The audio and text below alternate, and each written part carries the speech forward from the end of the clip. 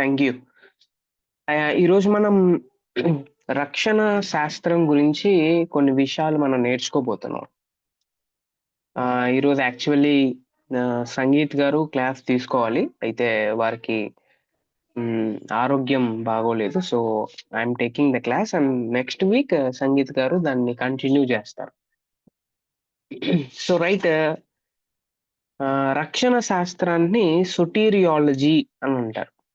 సొటీరియాలజీ very very important concept.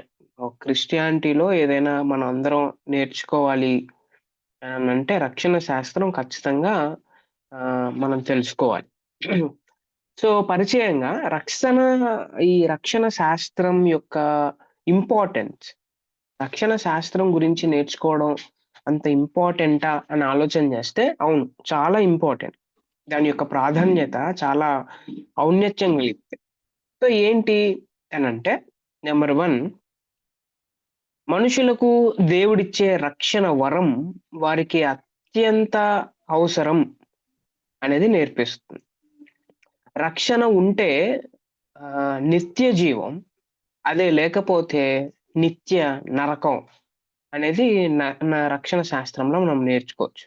రెండోది దీని యొక్క ప్రాధాన్యత ఏంటి అనంటే రక్షణ వరం అని అన్ని వరముల కంటే అంటే దేవుడిచ్చే వరములన్నిటికంటే రక్షణ అనే ఈ వరం ఏమైతే ఉందో అది చాలా, చాలా, చాలా గొప్పది.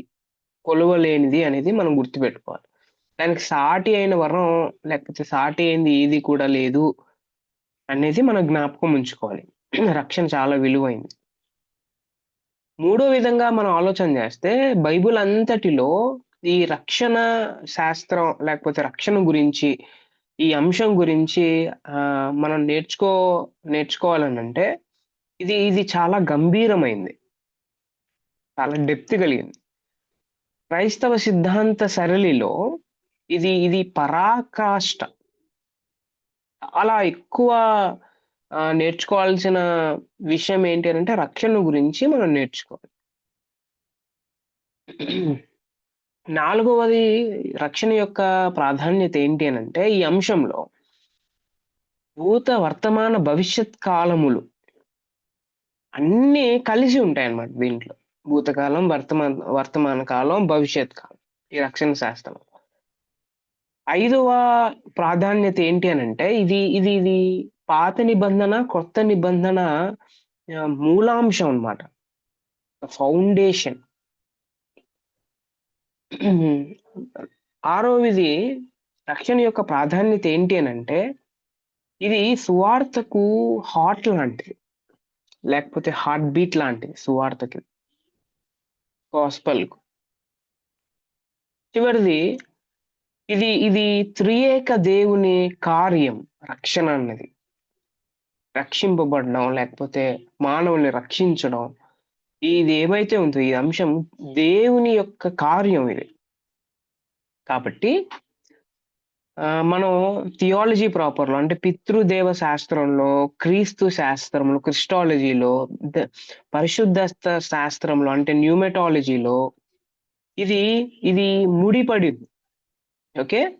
ఈ రక్షణ శాస్త్రం మనం నేర్చుకోవాలంటే థియాలజీ ప్రాపర్ అంటే ఏంటో మనకు కొంచెం అవగాహన కలిగి ఉండాలి.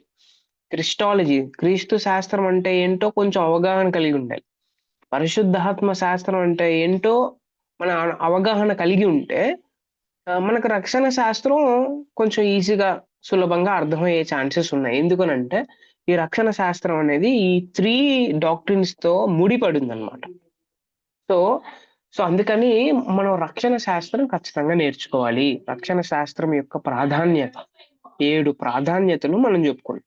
అయితే ఈ ఈ రక్షణ యొక్క అర్థం మరియు డెఫినిషన్ నిర్వచనం ఏంటి? What is the meaning and definition of salvation? రక్షణ యొక్క అర్థము మరియు నిర్వచనం. ఇది చాలా బాగా మనం అర్థం చేసుకోవాలి. ఓకే. సో, ఎందుకనంటే చాలా మంది రక్షణ అంటే ఏంటో తెలియక, రక్షింపబడ్డం అంటే ఏంటో తెలియక వారు రక్షింపబడ్డారో లేదో లేకపోతే ఎదుటి వ్యక్తి రక్షింపబడ్డాడా లేదా అనేది వారికే అర్థం కాదన్నమాట. వారి గురించి వారికి అర్థం కాదు. మిగతా వాళ్ళ గురించి కూడా అర్థం చేసుకోలేరు. అందుకే రక్షణ గురించి మనం తెలుసుకోవాలి. దాని యొక్క అర్థం, నిర్వచనం చూడ్డానికి ప్రయత్నం చేద్దాం. కీర్తనలు 72వ కీర్తన. 72వ కీర్తనను అనేకులు చాలామంది ఏమంటారంటే, మెస్సయ కీర్తన అని అంటారు. అంటే మెస్సియానిక్ సామ్ అని అంటారనమాట. మెస్సయ కోసం ముందుగానే రాయబడిన కీర్తన అని అంటారు 72వ కీర్తన. కొత్త నిబంధన గ్రంథకర్తలు దీనిని ఆహ్, క్రీస్తుకు అంటే యేసుక్రీస్తు ప్రభువారికి ఆపాదించిన ఎవిడెన్సెస్ ఏమీ లేవు నిజంగానే. అయినా కూడా 72వ కీర్తన 7వ వచనం, అలాగే 17వ వచనం, యెషయా గ్రంథం 11వ అధ్యాయం మొదటి 5 వచనాలు, 60వ యెషయా అధ్యాయం నుంచి 66 అధ్యాయం వరకు చదివితే, పోల్చి చూస్తే ఈ విషయాలు క్రీస్తుకు మాత్రమే సరిపోతాయని మనకు అర్థమవుతుంది. ఏంటి? కీర్తన 72వ కీర్తన, అలాగే యెషయా గ్రంథం 11వ అధ్యాయం, లేకపోతే 60-66 అధ్యాయాల వరకు మనం పోల్చి చూస్తే, ఆ అధ్యాయాలు లేకపోతే ఆ 72వ కీర్తన కేవలం యేసుక్రీస్తు ప్రభువారికి మాత్రమే సరిపోతాయనేది అర్థమవుతుంది. ఎప్పుడైనా వీలున్నప్పుడు చదవడానికి ప్రయత్నం చేయండి. కాబట్టి రక్షణ యొక్క అర్థం తెలుసుకోవాలి అనంటే, కీర్తనలు 72వ కీర్తన 12 వచనం నుంచి 15వ వచనాల వరకు మనం చదివితే, దాన్ని బట్టి రక్షణ అంటే ఏంటో మనం వివరించగలం. What is salvation means? కీర్తన సామ్స్ 72nd చాప్టర్ 12వ వచనం నుంచి 15వ వచనం వరకు. ఇందులో మొత్తం 6 మాటలు కనిపిస్తాయి. 12, 13, 14, 15 ఆ 4 వచనాల్లో. సో ఏంటి 6 మాటలు అని ఒకవేళ మనం చూస్తే, రక్షణ అంటే ఏంటి అని చూస్తే, కీర్తనలు 72వ కీర్తన 12వ అధ్యాయం. ఓకే, 12వ అధ్యాయం. అక్కడ హెబ్రీ భాషలో నెట్టల్స్, ఓకే, నిట్సల్ అనే పదం రాయబడింది. ఇంగ్లీష్‌లో డెలివర్ అని అంటారు. తెలుగులో విడిపించును అనే మాట అక్కడ మనం చూడొచ్చు. మెస్సయా కొరకు అంటే యేసుక్రీస్తు ప్రభువారు ఈ లోకానికి రాకముందు దైవ ప్రేరేపణ వల్ల దేవుడు రచయితలను వాడుకొని తన కుమారుని గురించి అంటే మెస్సయా గురించి, యేసుక్రీస్తు ప్రభువారి గురించి ముందుగానే రాయించిన కీర్తన మెస్సియానిక్ సామ్ అని అంటారు. కీర్తనలో చాలా రకాలైన కీర్తనలు ఉన్నాయని మనం కీర్తనల గ్రంథం నేర్చుకునేటప్పుడు మనం విన్నాం. దాంట్లో మెస్సియానిక్ సామ్ అనేది ఒకటి. ఓకే. సో విడిపించును అనే మాట మనం చూడొచ్చు. అయితే అంటే ఏంటి దానికి అర్థం ఏంటి? భయపెట్టే ప్రమాదము నుండి తొలగిపోవుట, లేకపోతే ప్రమాదములో ఉండిన దాన్ని వెలికి తీయుట అని అర్థం వస్తుందన్నమాట. భయపెట్టే ప్రమాదం నుండి తొలగిపోవడం, లేకపోతే ప్రమాదం నుండి వెలికి తీయడాన్ని విడిపించును దానికి అర్థం. అందుకే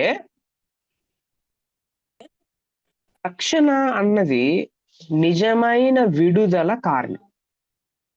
రక్షణ అంటే ఏంటి అనంటే విడుదల కార్యం. ఇది నిజమైన విడుదల కాదు. It's a rescue operation. Rescue అంటే మనందరికి తెలుసు కదా, కాపాడటం.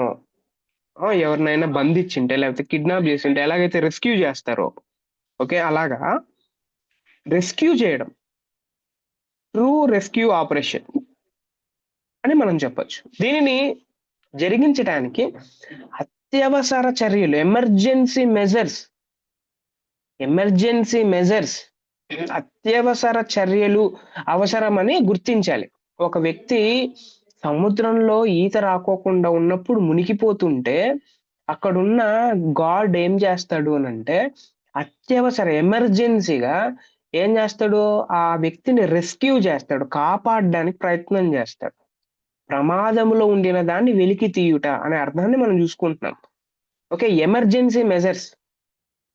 ఎమర్జెన్సీగా ఆ వ్యక్తి ఇంక మునిగిపోతాడు, చచ్చిపోతాడు అన్నట్టుగా అత్యవసర చర్యలు అవసరం అన్నమాట ఈ విడిపించడంలో. ఆ విడిపించడంలో ఇంత మీనింగ్ ఉంది.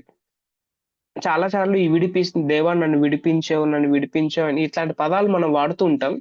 అయితే ఆ పదానికి సరైన అర్థం ఏంటి అనంటే, దేవుడు మనల్ని ఒకవేళ రెస్క్యూ చేయకపోయుంటే వి విల్ డై, లేకపోతే మనం నాశనం అయ్యే వాళ్ళం అనేది మనం గుర్తుపెట్టుకోవాలి. రెండోది ఏంటి అనంటే 72వ కీర్తన 13వ వచనంలో ఇలా రాయబడింది. రెండో మాట కనికరించును అనే మాట రాయబడింది. మెస్సయ్య విడిపిస్తాడు, మెస్సయ్య కనుకరిస్తాడు. ఓకే. సో హెబ్రీ భాషలో హుస్ లేకపోతే హస్ అనే పదాన్ని మనం అర్థం చేయాలి. ఇంగ్లీష్ లో స్పేర్ అనే పదాన్ని వాడారు. నాశనమును లేదా గాయమును కలుగజేయుట అనే చర్యను నిలుపుదల చేయుటలో ఈ అర్థం మనం తీసుకోవచ్చు. అంటే ఇంకోటిసారి నాశనం లేకపోతే గాయాన్ని కలుగజేసే ఆ చర్య ఏమైతే ఉందో దాన్ని ఆపడం, కనికరించడం అని అంటే నాశనం చేసేది ఏదో ఉంది, గాయపరిచేది ఏదో ఉంది. ఆ చర్య ఏమైతే ఉందో దాన్ని దాన్ని నిలిపివేయడం, కనికరించడం అనేది మనం అర్థం చేసుకోవాలి. ఇక్కడ విడిచిపెట్టుట లేకపోతే నిలుపుదల చేయుట అనే పదం ఏమైతే ఉందో రక్షించుట అనే పదానికి పర్యాయ పదంగా వాడబడింది. విడిచిపెట్టుట లేదా నిలుపుదల. ఓకే, నిలుపుదల, నిలపడం, మనల్ని నాశనం చేసేదాన్ని నిలపడం అనేది ఏంటి అంటే రక్షించడానికి, రక్షించుట అనే పదానికి ఏమైతే ఉందో దానికి పర్యాయ పదంగా వాడబడి. రైట్. మూడోది చూస్తున్నాం మనం.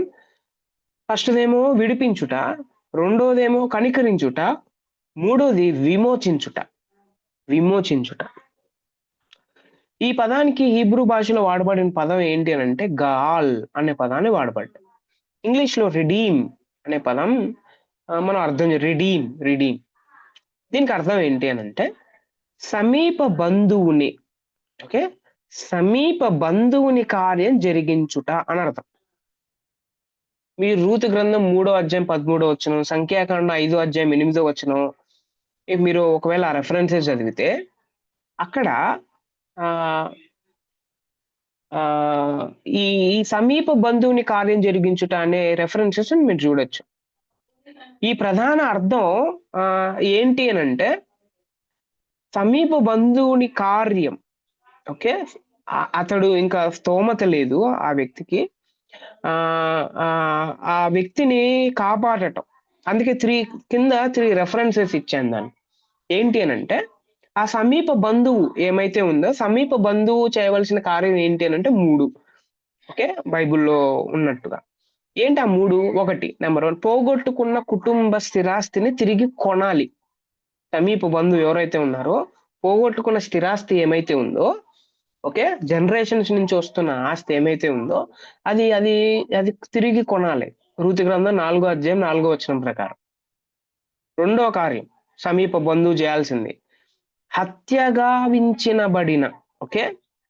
గావించబడిన వాని పక్షాన నరహంతకునికి తగిన చట్టబద్ధమైన శిక్ష పడులాగున చూడాలి. ఎవరైతే ఈ వ్యక్తి మీద హత్యాయత్నం ఎవరైతే చేస్తున్నారో వారికి శిక్ష పడేటట్టు చూడాలి సమీప బంధువు. మూడోది, సమీప బంధువుని మీద అన్యాయంగా నేరారోపణ జరిగినప్పుడు, అన్యాయంగా ఎవరైనా నేరారోపణ చేస్తా ఉంటే దాని నుంచి విముక్తి కలుగు చేయాలి సమీప బంధువు. ఈ 3 పనులు చేయాల. విమోచించునంటే చూడండి, విమోచించునంటే దానికి అర్థం చూడండి. విమోచించును అనే పదం ఎప్పుడూ మనం వాడుతూ ఉంటాం. అందుకే యేసుక్రీస్తు ఎవరు అని అంటే యేసుక్రీస్తు హెబ్రీలకు రాసిన పత్రిక 2వ అధ్యాయం 14వ వచనం ప్రకారం యేసుక్రీస్తు ప్రభువారు మన సమీప బంధువు అనే మాట హెబ్రీ పత్రిక 2:14లో మనం చూడొచ్చు. ఆ సమీప బంధువు విమోచించాడు కదా. దేని నుంచి ఆయన ఏం చేశాడు? విమోచించాలంటే 3 పనులు చేశాడు. మనం పోగొట్టుకున్న స్థిరాస్తి, నిత్య జీవం, పరిశుద్ధత, నీతిమత్వం ఇవన్నీ తిరిగి కొనాడు తన రక్తం వలన. ఆ మాటలు ఉంటాయి అక్కడ. తర్వాత ఎవరైతే మన మీద నేరారోపణ లేకపోతే నరహంతకునిగా మనల్ని చంపేయాలి అన్నట్టుగా ఏమైతే చూశారో అంటే పాపము లేక మరణం శిక్ష పడేలాగా చూశాడు. మూడోది ఏం చేశాడు అనంటే మన మీద అన్యాయంగా నేరారోపణ అంటే సాతాను జరుపుతూ ఉన్నప్పుడు దాని నుంచి విముక్తి కలుగు చేశాడు. ఇది విమోచన అని అంటే. యేసుక్రీస్తు ప్రభువారు మనందరి కోసం చేసిన విమోచన కార్యం గురించి ఆలోచన చేస్తే మన మన హృదయంలో నుంచి ఆరాధన ఆగదు అనే విషయం మనం అర్థం చేసుకోవాలి. 4వది ప్రియముగా ఉండును. కీర్తన 72:14 హెబ్రీ భాషలో యఖార్ అని అంటారు, ఇంగ్లీష్ లో బీ ప్రెషియస్ అని అంటారు. దీనికి అర్థం ఏంటి అంటే ప్రశస్తము, అరుదు, విలువైన, మహిమా మహిమాన్వితము, బరువైన, ప్రభావితమైన అనే పదాలు దీనికి అర్థాలుగా మనం చెప్పుకోవచ్చు. ఈ ఆలోచన ఒకవేళ ఆలోచన చేస్తే ఈ ఆలోచన క్రొత్త నిబంధనలో మెరుగుపరచబడింది. పాత నిబంధనలో ఈ అర్థాలను మనం చూడలేం, కానీ కొత్త నిబంధనలో దీని ఫోకసెస్ అన్ని మనం చూడొచ్చు. నశించిపోయిన పాపి రక్షకునికి ప్రాముఖ్యం అనే విషయాన్ని గుర్తు చేస్తుంది ఇది.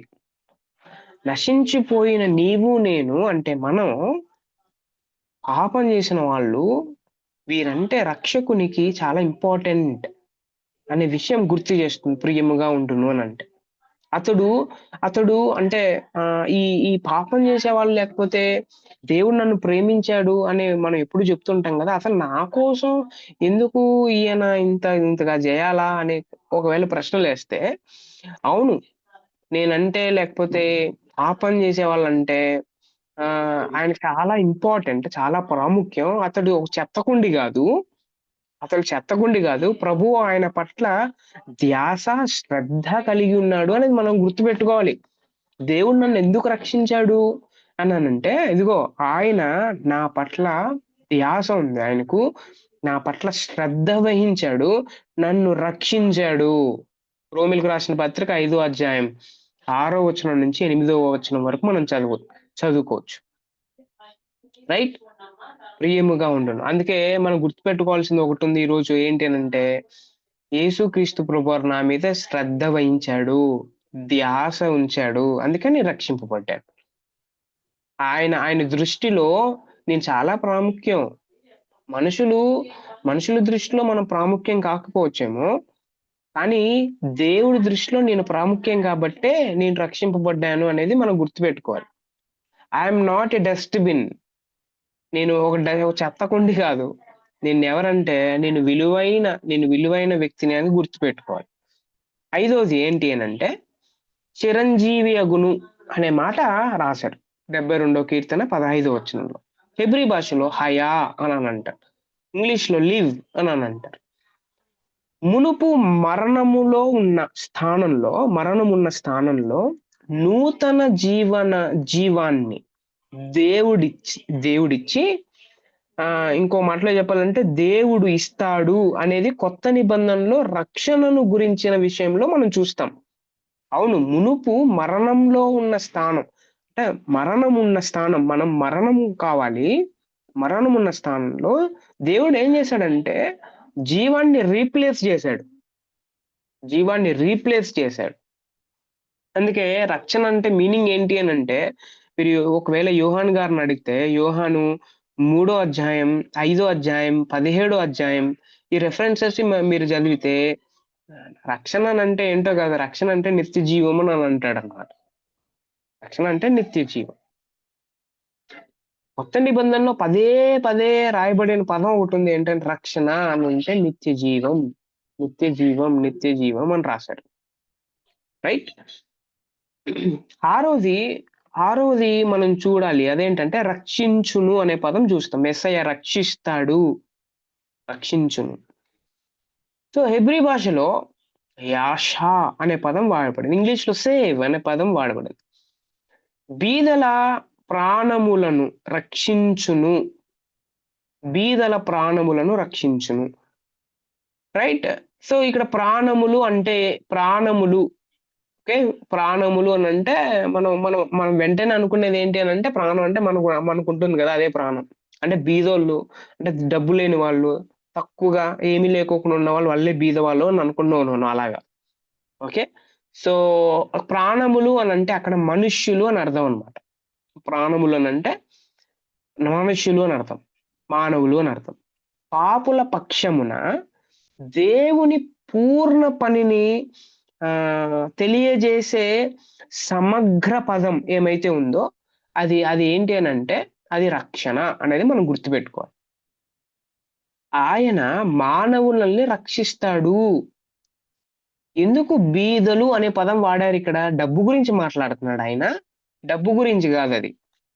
ఎందుకు ఆ పదాన్ని వాడారు అనంటే అవును. ముందు దేవుడు మనుషుల్ని పరిశుద్ధతలో, నీతిలో, తన పోలిక చొప్పున తన తన తన తన స్వరూపాన్నిస్తే, ఈ వ్యక్తి ఏం చేశాడు అనంటే, దేవుడు వద్దు అని హమర్టియాలజీలో మనం నేర్చుకున్నాం. తన ఇష్టానుసారంగా ఆయన ఏం చేశాడు? దేవుడి నుంచి దూరమయ్యి, తన ఇష్టానుసారంగా బ్రతకడానికి ట్రై చేశాడు. సో, చేస్తే ఏం జరిగింది? ఉన్నిందంతా పోగొట్టుకున్నాడు. ఉన్నిందంతా ఆ కాంటెక్స్ట్‌లో మాట్లాడుతున్నాడు. బీదలు అనే పదం. సో, ఈ మాటకు ఆహ్, విస్తృతము లేకపోతే పుష్కలము లేకపోతే విశాలము అనే అర్థాలున్నాయి. హెబ్రీయులకు అంటే హెబ్రీయులకు విశాల స్థలము, పెద్ద వెడల్పైన గది, ప్రమాదము నుండి స్వేచ్ఛ, విడుదలకు ఏంటి అనంటే ఇవి ఇవి విడుదలకు ప్రతీకనమాట. ఒకవేళ హెబ్రీయుల దగ్గరికెళ్ళి మీరు విశాల స్థలము, లేకపోతే పెద్ద వెడల్పైన గది, ప్రమాదము నుండి స్వేచ్ఛ అని ఇట్లాంటి పదాలు ఆహ్, మీరు ఒకవేళ చెప్తే వాళ్ళేమనుకుంటారంటే, వాళ్ళు వెంటనే అనుకునేదేంటనంటే, ఇది విడుదలకు ప్రతీక అని అనుకుంటారనమాట. విడుదలకు వేరే పదాలు వాడారు. అది అదేమో అనే అర్థం వాళ్ళు అర్థం చేసుకుంటారు. ఓకే. దానికి భిన్నంగా ఇరుకైన ప్రదేశము కష్టానికి, ఆ! తర్వాత దురావస్థకు లేకపోతే అపాయానికి ప్రతీక. ఓకే. బైబిల్‌లో మీరు ఇట్లాంటి పదాలు చూసినప్పుడు ఇది ఇది అపాయం కోసం వాడబడిన పదమా? లేకపోతే ఇది ఇది ఇది విడుదలకు వాడబడిన పదమా అనేది మనం అర్థం చేసుకోవాలి. అందుకే హెబ్రీ పదములలో స్వయం సహాయం అనే తలంపు గాని, ఓకే. సెల్ఫ్ హెల్ప్ అనే తలంపు గాని, అణగారిన వానితో సహకారం అనే తలంపు గాని లేదు. ఈ 2 పదాలు లేవు. గుర్తుపెట్టుకోండి. హెబ్రీ పదాల్లో 2 తలంపులు లేవు. 2 ఇమాజినేషన్స్ లేవు. ఏంటి అనంటే నంబర్ 1 సెల్ఫ్ హెల్ప్ అనేది లేదు. కోఆపరేషన్ విత్ ద ఒప్రెస్డ్ అనేది కూడా లేదు. కాబట్టి పీడిత ప్రజలకు బయట నుండి ఎవరైనా సహాయం చేయకపోతే వాళ్ళేమవుతారు అనంటే వాళ్ళు నశిస్తారు. వాళ్ళు నశిస్తారు. వాళ్ళు నశిస్తారు. అందుకే పాత నిబంధన గ్రంథంలో మనం అనుకుంటా ఉంటాం ఏంటంటే ఇజ్రాయెల్ ప్రజలకి అంత తెలివి లేదా? వాళ్ళు రావచ్చు గదా! వాళ్ళు సెల్ఫ్ హెల్ప్ జేసుకోవచ్చు కదా! అని మనం అనుకుంటాం. కానీ వాళ్ళ మైండ్ సెట్‌లోనే ఈ 2 లేవు. ఏంటా 2 లేవు. సెల్ఫ్ హెల్ప్ జేసుకోలేరు వాళ్ళు. లేకపోతే ఒప్రెషన్ ఆల్రెడీ ఒప్రెషన్‌లో ఉన్న వారికి కోఆపరేషన్ గూడా లేదు. సో, ఖచ్చితంగా వాళ్ళు చూసేదేంటి అనంటే ఎవరైనా బయట నుంచొచ్చి మమ్మల్ని సహాయం జేస్తారా? మమ్మల్ని విడిపిస్తారా? అని చూడడం తప్ప వాళ్ళు ఏం జేయలేరు. ఓకే. సో, ఇది మనం గుర్తుపెట్టుకోవాలి. సో, ఎన్ని పదాలు మనం చూసాం. ఈ వచనాలన్నీ మనం ఎక్కడ చూడొచ్చు అనంటే, కీర్తనలు 72వ కీర్తనలో మనం చూడొచ్చు. ఓకే. ఒక టైమ్ ఉన్నప్పుడు మీరు చాలా జాగ్రత్తగా 72వ కీర్తన యేసుక్రీస్తు ప్రభువారిని మైండ్‌లో పెట్టుకొని చదివినట్టయితే, రక్షణ అంటే ఏంటో మనకింకా బాగా అర్థమవుతుంది. దీని సారాంశం ఏంటి అని ఒకవేళ మనం అర్థం చేసుకోగలిగితే 4 4 విషయాలు నేర్చుకోవచ్చు. ఏంటి అనంటే రక్షణ అనే పదం ఏమైతే ఉందో ఇది సమగ్ర పదము. దీనిని క్రమానుబద్ధ దేవశాస్త్రములో వాడాల. అది. ఇంకో రెండో విషయం ఏంటి అనంటే, యేసు అనగా యెహోవా రక్షించును అని అర్థం అన్నమాట. యేసు అనే పేరుకి అర్థం ఏంటి అనంటే, ఓకే. యేషువా అనే పదం ఉంటుంది. ఓకే. సో, దానికి అర్థం ఏంటంటే, రక్షకుడు అని మనం అనుకున్నాం. యెహోవా రక్షించును అని అర్థం. మూడోది, తండ్రి తన కుమారుణ్ణి లోకరక్షకునిగా ఉండుటకు పంపాడు అనేది కూడా మనం అర్థం చేసుకోవాలి. మొదటి యోహాను 4 అధ్యాయం 14 వచనం ప్రకారం. నాలుగోది ఏంటి అనంటే దేవుడు మనుషులందరికీ రక్షకుడు, మరి విశేషముగా విశ్వాసులకు రక్షకుడు అనేది మనం అర్థం చేసుకోవాలి. నాకు రక్షకుడు ఎవరు అనంటే, నాకు రక్షకుడు దేవుడు, యేసు ప్రభు నా రక్షకుడు అనేది మనం అర్థం చేసుకోవాలి. ఈ రోజుల్లో మనం మనం మనం అర్థం చేసుకోవాలి. ఈ క్రిస్మస్ సీజన్‌లో మనం అందరం గుర్తుపెట్టుకొని ప్రభువుని ఆరాధన చేయవలసిన విషయం ఏంటి అనంటే, ఈ క్రిస్మస్ సీజన్‌లో చాలా మంది మర్చిపోయేది ఏంటి అనంటే, యేసు ప్రభువుని మర్చిపోతారు. మిగతావన్నీ గుర్తుంటాయన్నమాట. మనకు క్రిస్మస్ ట్రీ గుర్తుంటుంది. మనకు స్టార్ గుర్తుంటుంది. చర్చ్‌కి డెకరేషన్ చేయాలనేది గుర్తుంటుంది. క్యారల్స్ చేయాలనేది గుర్తుంటుంది. సాంగ్స్ ప్రాక్టీస్ చేయాలని గుర్తుంటుంది. కానీ యేసు ప్రభు మనల్ని రక్షించాడు అన్నది మనం మర్చిపోతాం. అందుకే క్రిస్మస్‌లో క్రైస్ట్ మిస్ అవుతామన్నాడు. ఎప్పుడైతే క్రైస్ట్ లేకోకుండా క్రిస్మస్ మనం జరుపుకుంటామో, అది క్రిస్మస్ కాదది. అది క్రైస్ట్ మాస్ కాదు అనేది మనం మనం అర్థం చేసుకోవాలి. అందుకే పాత నిబంధనలోని యాష అనే పదానికి గ్రీకు భాషలో సోజో మరియు దాని సంబంధిత పదాలు సొటీరియా లేకపోతే సొటెర్ అని వాడబడ్డాయి. అందుకే చాలా సందర్భాల్లో హెబ్రీ భాషలో షలోమ్ అనే పదానికి గ్రీకులో సోజో అనే పదం చాలా సార్లు వాడబడింది. కాబట్టి రక్షణ అంటే నివారణ, నయం చేయడం, తెప్పరిల్లుట, విరుగుడు, ఆపద నుండి కాపాడటం, విమోచనం లేదా క్షేమం అని అర్థం అన్నమాట. రక్షణ అంటే క్యూర్, రక్షణ అంటే రికవరీ, రెమెడీ, రెస్క్యూ అనేది మనం మనం అర్థం చేసుకోవాలి. అందుకే రక్షణను నిర్వచించాలంటే there are 2 definitions are there. ఇలా డెఫినిషన్స్ మనం ఇచ్చుకోవచ్చు. రక్షణ అనగా అయోగ్యుడు సువార్తను నమ్ము పాపిని వాని ఆధ్యాత్మిక శత్రువులు మరియు వారి చర్యల నుండి విడుదల చేసి వానిని తనతో మంచి సంబంధములోనికి రప్పించి తన కృప ప్రయోజనములను అనుగ్రహించే దేవుని కృపా కార్యం అంటే రక్షణ అంటే. ఇంకొకసారి రక్షణ అంటే అయోగ్యుడు సువార్తను నమ్ము పాపిని వాని ఆధ్యాత్మిక శత్రువులు మరియు వారి చర్యల నుండి విడుదల చేసి వానిని తనతో మంచి సంబంధములోనికి రప్పించి తన కృపా ప్రయోజములను అనుగ్రహించే దేవుని కృపా కార్యం రక్షణ అంటే. ఇంకో రెండో రెఫరెన్స్ ఉంది. రెండో డెఫినేషన్. యేసుక్రీస్తు కలువరి శిలువలో తాను సాధించిన కార్యాన్ని పశ్చాత్తాపపడుచు విశ్వసించే పాపికి అన్వయించుటయే రక్షణ అంటే. యేసుక్రీస్తు కలువరి శిలువలో తాను సాధించిన కార్యం పాపం మీద, మరణం మీద పశ్చాత్తాపపడుతూ విశ్వసించే పాపికి అన్వయించడం ఏమైతే ఉందో అదే రక్షణ అని అంటే అనేది మనం అర్థం చేసుకోవచ్చు. Okay, these are the meaning మనం కీర్తన 72వ కీర్తన ప్రకారం మనం చూసాం. నిర్వచనం మనం 2 నిర్వచనాలు మనం చూసాం. ఇది దేవుని కృపా కార్యం. ఇది యేసుక్రీస్తు ప్రభువారు సిలువలో చేసిన కార్యం, సాధించిన కార్యం మన జీవితాల్లో అన్వయించుకోవడమే రక్షణ అనేది మనం అర్థం చేసుకోవాలి. అయితే అసలు రక్షింపబడ్డం అంత ఇంపార్టెంటా? రక్షింపబడ్డం అంత అవసరమా అనే ప్రశ్న మనం వేసుకుంటే దెన్ కమ్స్ రక్షణ యొక్క ఆవశ్యకత అనేది మనకు అర్థమవుతుంది. క్రైస్తవులు రక్షణను గురించి రక్షింపబడమని లేకపోతే గాస్పల్ సువార్త ఎందుకు చేస్తారు అనంటే రక్షణ విలువ అంత ఔన్నత్యం కలిగింది కాబట్టి రక్షణను గురించి వారు చెప్తారు. ఎందుకు అనంటే మానవుని స్థితి గురించి బైబిల్ విషాదభరితమైన చిత్రాన్ని చూపిస్తుంది నిజంగానే. అంత ఫ్లూయెంట్ గా లేకపోతే చాలా ఆహ్లాదకరంగా చూపించదు బైబిల్ మనిషి యొక్క స్థితిని గురించి. మానవుడు పాపం చేసి పతనమైపోయాడని దాని పర్యావసానముగా మానవునిలోని ప్రతి విభాగం దెబ్బతినిందని బైబిల్ స్పష్టంగా చెప్తుంది. ప్రతి విభాగం దెబ్బతినింది. Every corner దెబ్బతినింది. అందుకే రోమా 3:11 చదివితే మానవుని యొక్క మనసు చీకటైపోయింది అని రాస్తాడు. 2 పేతురు 2వ అధ్యాయం 11వ వచనం చదివితే మానవుల యొక్క చిత్తం అంటే ఇష్టాలు ఏమైతే ఉన్నాయో ఆ ఇష్టాలు వంకరైనవి అని ఆయన రాస్తాడు. యెషయా 57:21 అలాగే తీతు 3:3 లేకపోతే 1 పేతురు 2:11 మీరు చదివితే మానవుని యొక్క భావోద్రేకాలు ఏమైతే ఉన్నాయో, ఆ భావోద్రేకాలు కూడా క్రమం తప్పిపోయాయి అని రాస్తాడాయన.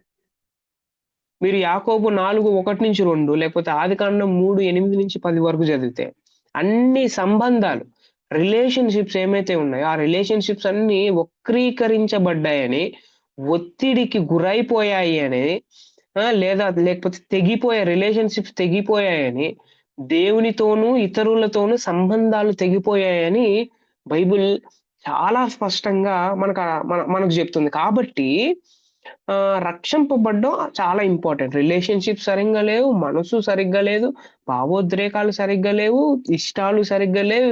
ఇంకా అవసరం ఏంటి అననంటే, ఇన్ని సరిగ్గా లేనప్పుడు నాశనానికే మనిషి గురవుతాడు అనేది మనం అర్థం జేసుకోవాలి.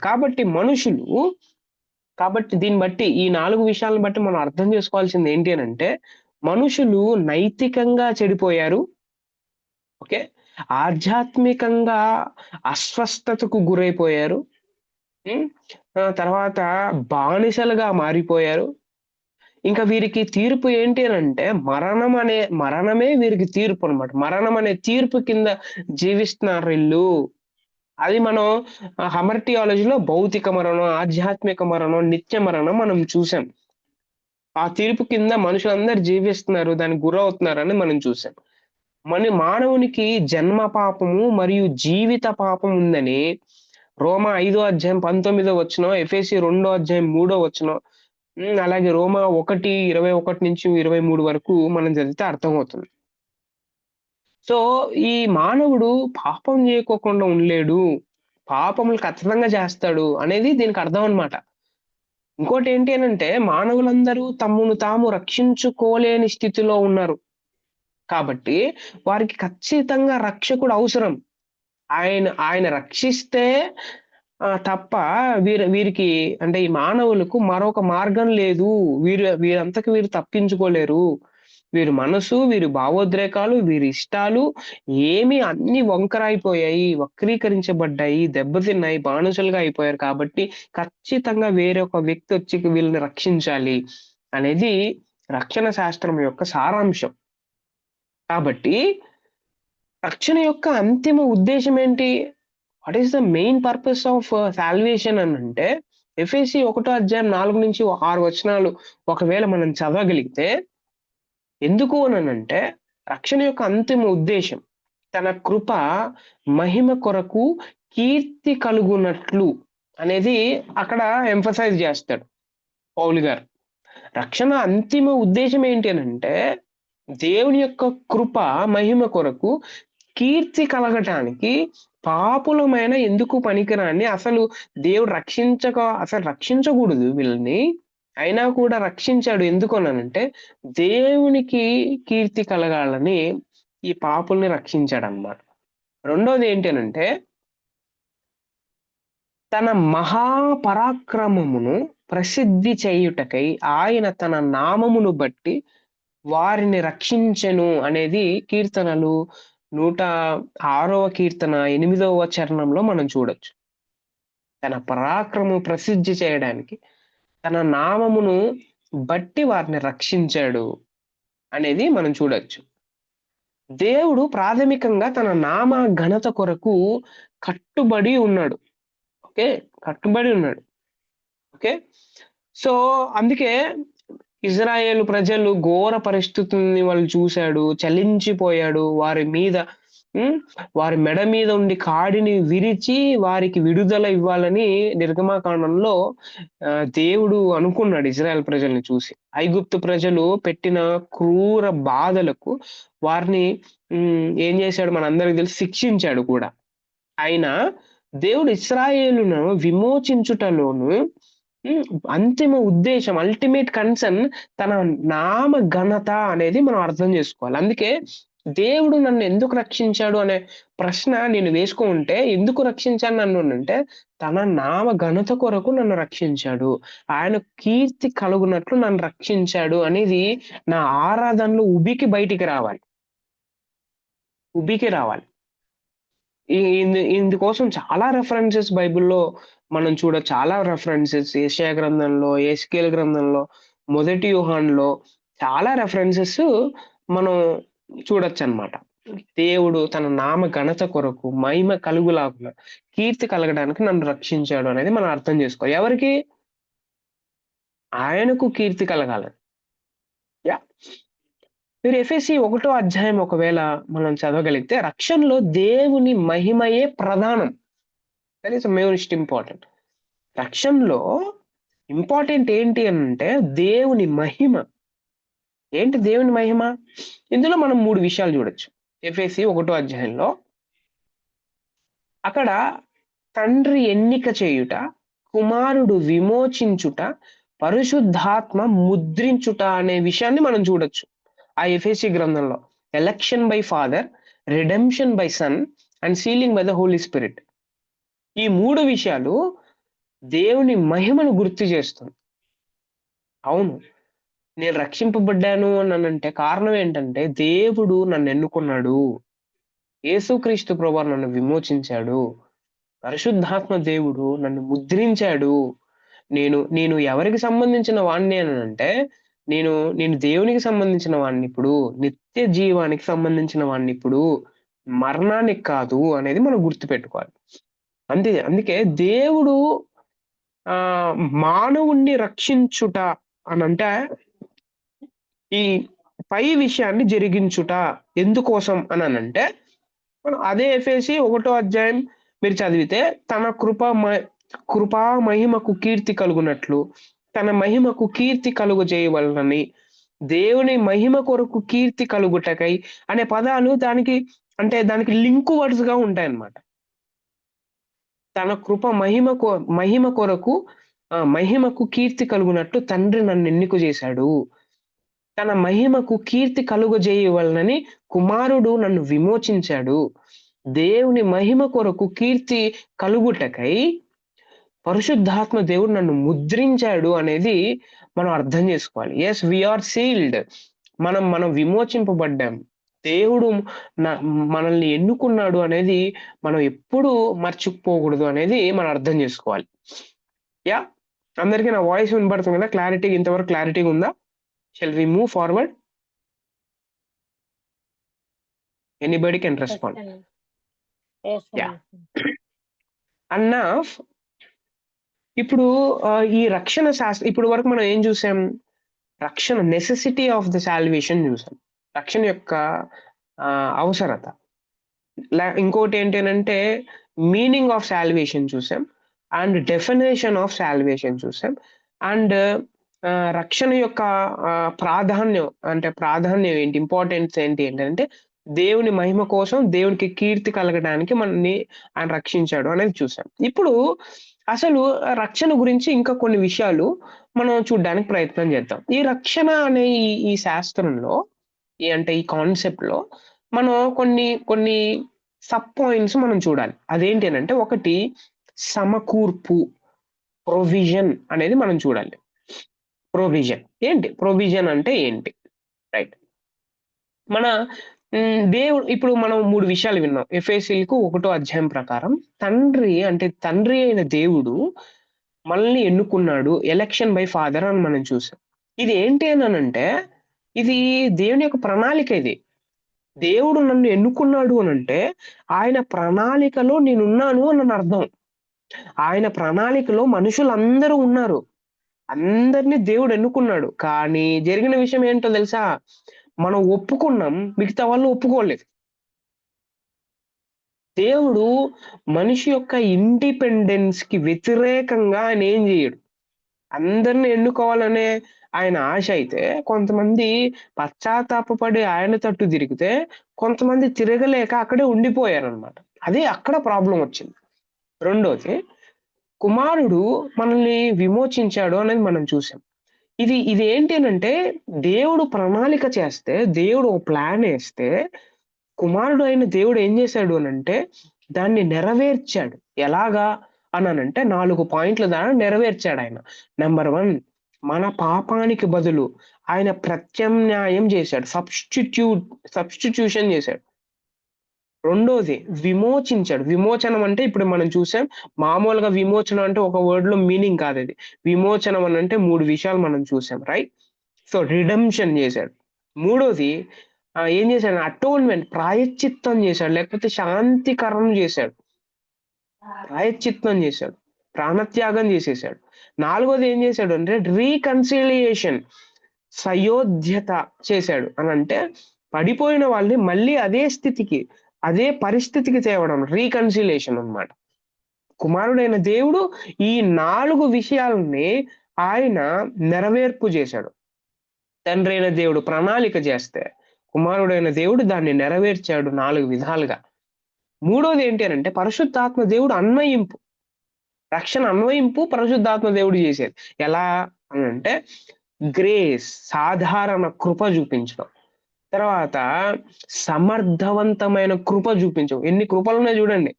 ఓకే, సాధారణ కృప, ఎఫికాషియస్ గ్రేస్ అని అంటారు, సమర్థవంతమైన కృప. మూడోది ఏంటంటే తిరిగి జన్మించేటట్టు రీజనరేషన్. మనం రక్షింపబడ్డామనంటే కేవలం తండ్రి అయిన దేవుడు లేకపోతే కుమారుడైన దేవుడు మాత్రమే కాదు, ఆయన కృప మన మీద సాధారణంగా చూపించి మనం ఒకవేళ మనం ఒప్పుకునేటట్టు పశ్చాత్తాపడుతుంటే అప్పుడు దేవుడు ఏం చేశాడు అని అంటే ఒక స్పెషల్ గ్రేస్ అని అనమాట దాన్ని. సమర్థవంతమైన కృప చూపించి మనల్ని తిరిగి జన్మింపజేసేటట్టు చేసి మనం రక్షించాడు. అది చేసింది. ఓకే, ఇప్పుడు ఒక్కొక్క పాయింట్ గురించి మనం నేర్చుకోవడానికి ప్రయత్నం చేద్దాం. తండ్రి ఎన్నిక చేశాడు కదా, హౌ అనే విషయం. హౌ తండ్రి ఎన్నిక అంటే అర్థం ఏంటి, ఫాదర్ ఎలెక్టింగ్ అంటే అర్థం ఏంటి అనేది మనం చూడడానికి ప్రయత్నం చేద్దాం. ఓకే, ఇవి సమకూర్పులోనే ఇంకా మనం నేర్చుకుంటూ ఉంటాం సమకూర్పులో. ఓకే, తండ్రి ఎన్నిక, ఫాదర్ ఎలెక్టింగ్. ఈ బోధ చాలా కష్టతరమైంది అనమాట. చాలా కష్టం దీన్ని టీచ్ చేయాలంటే. తండ్రి అని దేవుడు ఎన్నుకున్న విషయాన్ని బట్టి చాలా కష్టమైంది ఇది. ఓకే, ఒకవేళ దీని గురించి ఇంకా మీరు నేర్చుకోవాలంటే ఆర్సి స్ప్రౌల్ రాసిన ఎవ్రీ వన్ థియోలాజియన్ అనే బుక్ మీరు చదవగలిగితే అది PDF లో కూడా దొరుకుతుంది. So you can take it and read it for further information. So ఇది చాలా కష్టమైంది. అయితే నేను కూడా ప్రయత్నం చేస్తాను దీని గురించి కొంచెం సారాంశం చెప్పడానికి. ఈ బోధ బైబిల్లోని ఏ ఒక్క అంశము కంటే ఎక్కువగా దేవశాస్త్ర చర్చను రేపుతుందన్నమాట. ఇది చాలా ఎక్కువ థియాలజీని వాడాల్సి వస్తుంది దీన్ని అర్థం చేసుకోవాలనంటే. ఓకే, ఈ బోధ అతి మర్మయుక్తం కాబట్టి దీనిని అతి జాగ్రత్తగా తగ్గింపుతో వివరించాలి. అది సీన్. తగ్గింపుతో నేర్చుకోవాలి, తగ్గింపుతో వివరించాలి. ఓకే, సో ఇందులో ఒకవేళ తేడా వస్తే దేవుని యాట్రిబ్యూట్ ఏమైతే ఉందో, దేవుని యొక్క లక్షణాలు ఏమైతే ఉందో, ఆ దేవుని శీలం మీద కొంచెం శంకించినట్టు అవుతుంది అనమాట. So be careful about that for wrong notions. So అలాగని దీనిని కొట్టివి అవసరం లేదు అని తీసి పడాల్సినంత అవసరం కూడా లేదనమాట. సో ఎన్నిక అనే బోధ వాక్యంలో ఉంది కాబట్టి దీని గురించి మనం నేర్చుకోవాలి. సో ఎన్నిక గురించి కొంచెం నేర్చుకోవడానికి ప్రయత్నం చేద్దాం. ఎన్నిక డెఫినేషన్ అంటే అసలుకి ఎన్నిక అంటే ఏంటి? ఎన్నిక, ఓకే, ఎన్నిక అంటే ఏంటి? మామూలుగా మనం ఎన్నిక అనే అలాగా మనం అర్థం చేసుకోవాల్సింది. సో ఒక ప్లేయర్స్ ని ఈ రోజుల్లో ఎన్నుకున్నట్టు, సో అలాగా ఎన్నిక. సో ఏంటి ఎన్నిక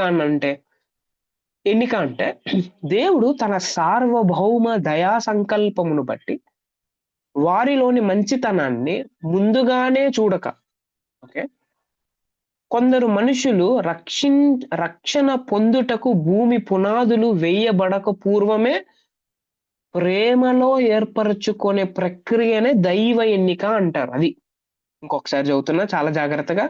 దేవుడు తన సార్వభౌమ దయా సంకల్పము బట్టి వారిలోని మంచితనాన్ని ముందుగానే చూడకముందే కొందరిని రక్షణ పొందుటకు భూమి పునాదులు వేయబడక ముందే ప్రేమలో ఏర్పరచుకొనడమే దైవ ఎన్నిక అనేది మనం అర్థం చేసుకోవాలి. ఇది దేవుని యొక్క సావర్నిటీ కిందకు వస్తుంది. అందుకే జాన్ మెకాథర్ థియోలాజియన్, ఈ మధ్య కాలంలోనే ఆయన ప్రభునందు నిద్రించారు. John MacArthur so very good scholar ఆయన. సో జాన్ మెకాథర్ గారు దీన్ని తాను వ్రాసిన ఎఫ్ఎస్సి పత్రిక వ్యాఖ్యానం, ఆయన రాసిన కామెంటరీలో 10 నుండి 16వ పేజీ, 10th పేజీ నుంచి 16th పేజీ వరకు ఈ విధంగా ఆయన చెప్పాడనమాట. సో 7 పాయింట్స్ చెప్పాడు ఆయన. పద్ధతి, ఎన్నిక అని అంటే పద్ధతి, లేకపోతే ఆబ్జెక్ట్, ఎన్నిక చేయబడిన వారు, అయితే కాలము, భూతకాల నిత్యత్వం గురించి మాట్లాడుతున్నది. ఉద్దేశము దేని గురించి చెప్తుంది? పరిశుద్ధత గురించి మాట్లాడుతా ఉంది. స్ఫూర్తి దేని గురించి మాట్లాడుతుందంటే ప్రేమ గురించి మాట్లాడుతా ఉంది. ఫలితం దేని గురించి మాట్లాడుతుంది? దత్తపుత్రత్వం గురించి మాట్లాడుతా ఉంది. గోల్ అంటే గమ్యం దేని గురించి మాట్లాడుతా ఉంటే దేవుని యొక్క మహిమ గురించి మాట్లాడుతా ఉంది అనేది జాన్ మెకాథర్ గారు చాలా సూపర్ గా ఆయన వ్యాఖ్యానం రాశారు. మీరు అది చదవగలిగితే చాలా ఎక్సలెంట్ గా ఉంటుంది, ఇంకా మంచిగా అర్థం చేసుకోగలం. అసలు బైబిల్లో ఎన్ని రకాలు different kinds of elections in the Bible, ఎన్ని రకాలైన ఎన్నికలు ఉన్నాయి, ఇది మనం తెలుసుకోవాలి. ఎన్ని రకాల ఎన్నిక? చాలా రకాలైన ఎన్నికలు ఉన్నాయి. నెంబర్ 1 జాతీయ ఎన్నిక అనేది ఉంది, నేషనల్ ఎలక్షన్ అన్నమాట. ద్వితీయోపదేశకాండం 7వ అధ్యాయం 6వ వచనం మీద చూస్తే 200 పై చిలుకు దేశాలుండగా దేవుడు ఇస్రాయేల్ మొత్తం దేశాన్ని ఇస్రాయేల్ దేశాన్ని మాత్రమే దైవ రాజ్యం పరిపాలన దేశంగా ఎన్నుకున్నాడు. దీన్ని నేషనల్ ఎలక్షన్ అని అంటారు. ఓకే, మనలో అనేకులకు అంటే చాలా మందికి ఈ విషయంలో అభ్యంతరం ఉండదు, అందరినీ దేవుడు అనుకున్నాడంటే. ఓకే, రెండవది వొకేషనల్ ఎలక్షన్ అని అంటారు. వృత్తిపరమైన ఎన్నిక. లేవి గోత్రాన్ని యాజకత్వం కొరకు దేవుడు ఎన్నుకున్నాడు, మనందరికి తెలుసు. యేసుక్రీస్తు 12 మందిని అపోస్తులుగా ఎన్నుకున్నాడు, అది కూడా మనకు తెలుసు. అపోస్తులైన పౌలును అన్యజనులకు మనం చూస్తాం, అన్యజనులకు అపోస్తులుడిగా ఉండటానికి దేవుడు వొకేషనల్ ఎలక్షన్ అన్న వృత్తిపరమైన ఎన్నిక అంటారు దీన్ని. ఈ విషయంలో కూడా అంత పెద్ద అభ్యంతరం లేదు, నిజంగా అంటే చాలా మందికి అంత పెద్ద అభ్యంతరం లేదు.